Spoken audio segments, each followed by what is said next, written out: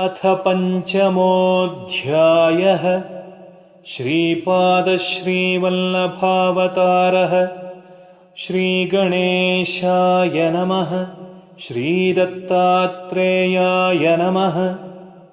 नामधारकभक्ताय सिद्धः प्राह परेश्वरः। नृरूपेण स्वभक्तानां तारणार्थमवातरत्। नामधारकशृण्वेश नानारूपधरोऽभवत्। अम्बरीशस्य रक्षार्थम् अवतारान् दशादधौ। मत्स्यः कूर्मो वराहश्च नरसिंहशरीरधृक्। याचको वामनाङ्गेन विप्रोऽपि क्षत्रियान्तकृत्। पुत्रो दशरथस्यासीत् श्रीरामो राजभूषणः। राजा भूत्वाप्यथा रक्षद्गोष्ठे गोपगृहेऽपि गाः। विहाय वसनं नग्नो जातो यो बुद्धधर्मकृत्। युगान्ते भविता कल्की म्लेच्छः सोऽश्ववाहनः। एवं नानावेशधारी हृषीकेशोऽवतीर्यसः। सदा साधुजनान् पाति हन्ति दुष्टान् युगे युगे। द्वापरान्ते कलौ व्याप्ते विप्रा अज्ञानवेष्टिताः। जाता दुराचाररताः कलिदोषेण दूषिताः। भूतले भक्तरक्षार्थं गुरुनाथोऽप्यवातरत्। गङ्गां यथा नयद्भूमिं पितृधृत्यै भगीरथः। तथा विप्रस्त्रिया दत्त आनीतो भक्तियोगतः। स तस्यास्तनयो जज्ञे शृणुष्वाश्चर्यमुत्तमम्। पीठापुरे पूर्वदेशे कुलीनो ब्राह्मणो भवत्। स आप्तस्तम्भशाखीयो राजा नाम स्वकर्मकृत्। तद्भार्या सुमतिर्नाम सदाचारा पतिव्रता। अभ्यागतातिथीन् नित्यं सत्त्ववृत्त्यार्चति स्मया। सच्छीलगुणसम्पन्ना पतिसेवापरायणा। कालं नयति सा नित्यं मुदातिथ्यार्चनादिना। एवं सत्येकदा दत्तस्तद्वेश्मातिथिरूपधृक्। समागात्तद्दिने दर्शश्राद्धमासीत् पितृप्रियम्। पित्र्या विप्राशनात् पूर्वं तस्मै भिक्षां ददौ सती। भक्तिप्रियः प्रसन्नोऽभूद्दत्तात्रेयस्तदा विभुः। स्वरूपं दर्शयामास तारकं त्रिगुणात्मकम्। पतिव्रता नता भूत्वा भक्त्या तच्चरणे ग्रहीत। दत्तात्रेयो वदत्साध्वीं वरं वरय सुव्रते। यद्यदिष्टतमं तत्तत्तुभ्यं दास्यामि सत्वरम्। आकर्ण्यवचनं तस्य विप्रपत्नी प्रणम्यतम्। विनयावनता भूत्वा तुष्टावजगदीश्वरम्। जगन्नाथ जयानन्त विश्वकर्तासि तारकः। यदि मे त्वं प्रसन्नोऽसि मम कामान् प्रपूरय। त्वं कृपालुः सर्वगतः पुराणादिषु विश्रुतः।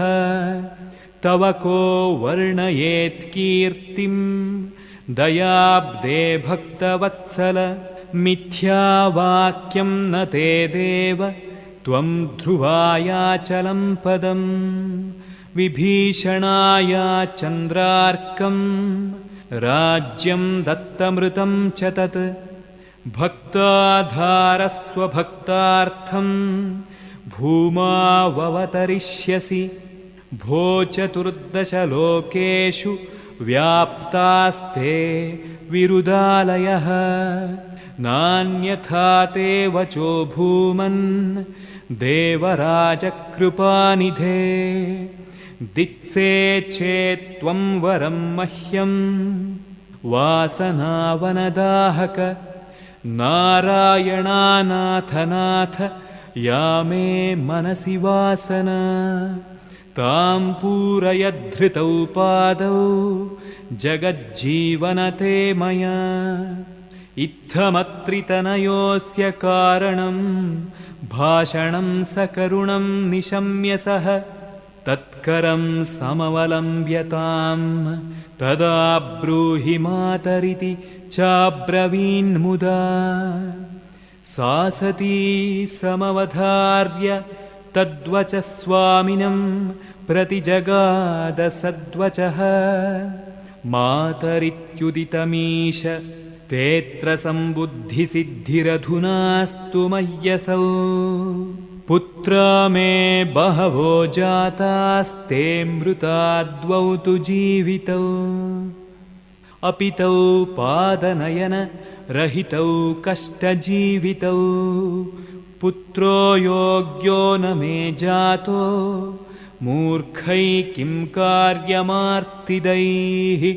सत्पुत्रेण विना जन्म निष्फलं प्रतिभाति मे आयुष्मान् ज्ञानवान् श्रीमान् जगद्वन्द्यो भवेद्यदि भवादृशः सुपुत्रो मे साफल्यं तर्हि जन्मनः इति तस्यावच श्रुत्वा प्रसन्नो भगवान् प्रभुः सज्जनान् दीक्षयोद्धर्तुम् इदमेवान्वमोदत श्रीदत्तः प्राहते पुत्रो भविता मादृशो नखे कुलमुद्धृत्य युवयोः कलौ विख्यातिमेष्यति पालनीयं हि तद्वाक्यं स्थास्यतीतरथा न सः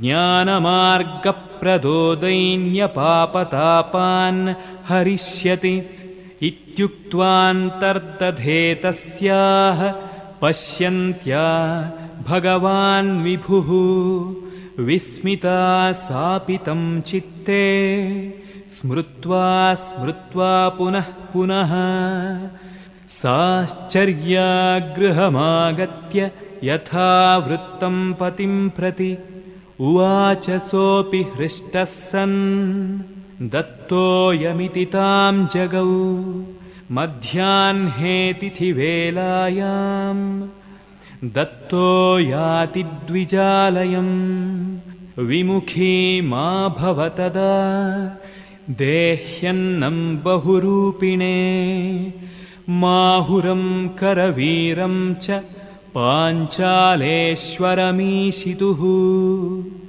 देवस्य वसति स्थानं सदा सर्वात्मनो नखे दत्तो भिक्षुकरूपेण नानारूपधरोऽन्वहम् अटत्यस्मै त्वया देया भिक्षामापृच्छ मां प्रिये सती प्राहापराधो मे क्षन्तव्योऽयन्मयार्पितम् श्राद्धात् पूर्वं भगवते श्राद्धीयान्नं दयस्व मे इति श्रुत्वा वचस्तस्यास्तुष्टो विप्रो वदत्सति कृतं साधु त्वया तृप्ताः पितरो मे न संशयः पितृद्देशेन कर्माणि कृत्वा यस्मै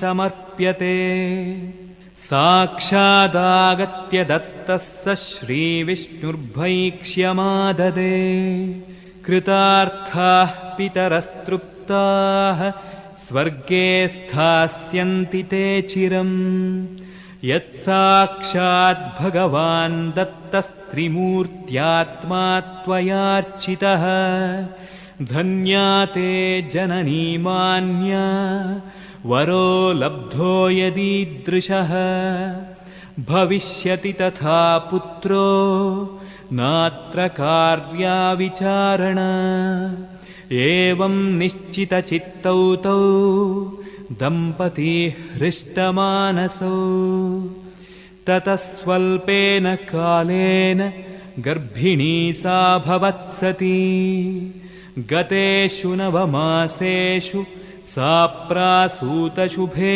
दिने स्नात्वानन्दभरो विप्रो जातकर्मादिकं व्यधात् दैवज्ञा एत्यतल्लग्नं वीक्ष्य प्राहुरयं सुतः तपस्वी भविता मान्यो दीक्षादाता जगद्गुरुः इति श्रुत्वोचतुर्हृष्टौ पितरौ श्रीगुरोर्वरात्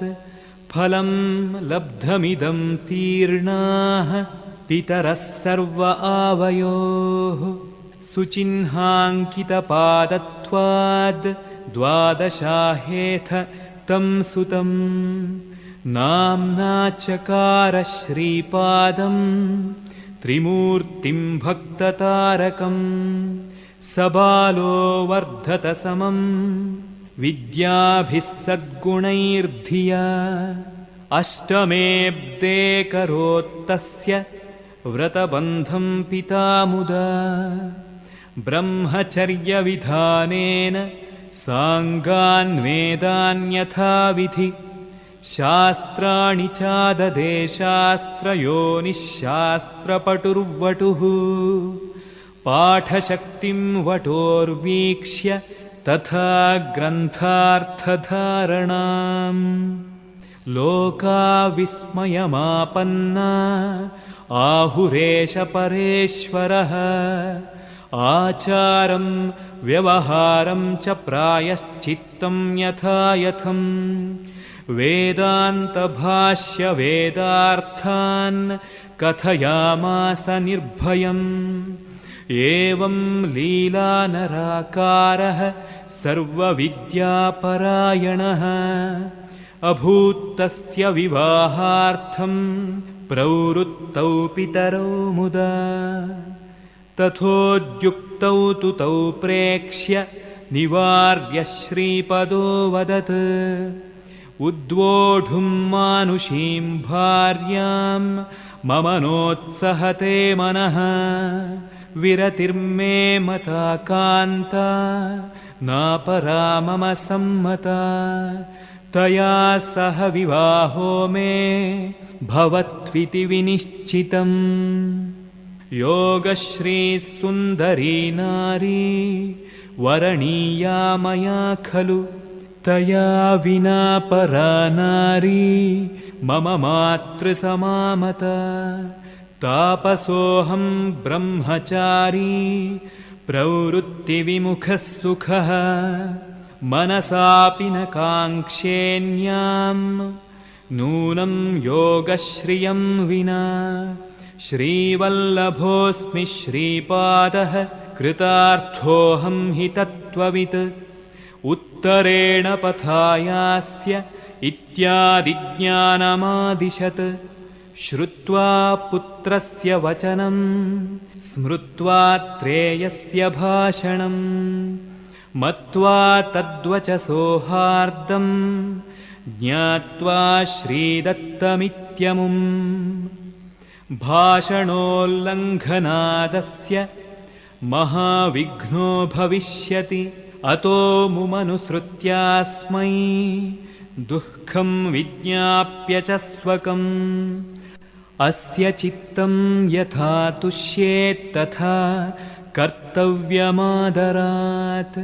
नास्मत्पुत्रोऽवतीर्णोऽयं दत्तः परमपूरुषः इति निश्चित्य जननी पुत्राभिमुखमेत्यतं प्राहाशां निष्फलां पुत्र मा कुरु त्वं हि पालकः इत्युक्त्वा व्याकुलमतिः सुमतिः साश्रुदृक्सती पुत्रस्नेहेन पतिता रम्भा वाताहता यथा तादृशीं प्रेक्ष्य जननीमुत्थाप्याश्वास्यतां सुतः प्रक्षाल्याश्रूणि हस्तेन सम्बोध्य प्राह पूरुषः चिन्तां मा कुरु भो मातरि यदिच्छसि ददामि तत् मातश्चित्तं दृढं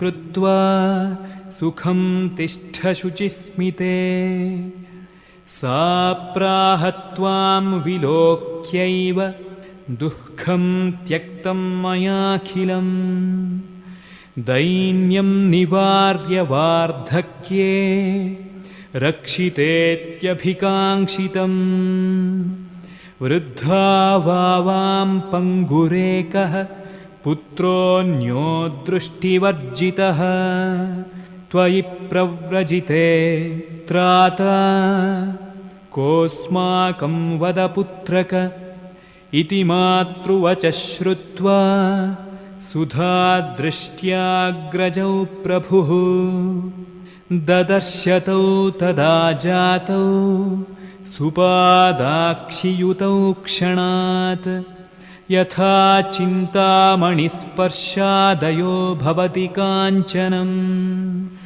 महात्मनस्तथा दृष्ट्या तत्क्षणं योग्यतां गतौ वेदशास्त्रकलाभिज्ञौ भूत्वा समवलम्ब्यतौ श्रीपादपादावगदौ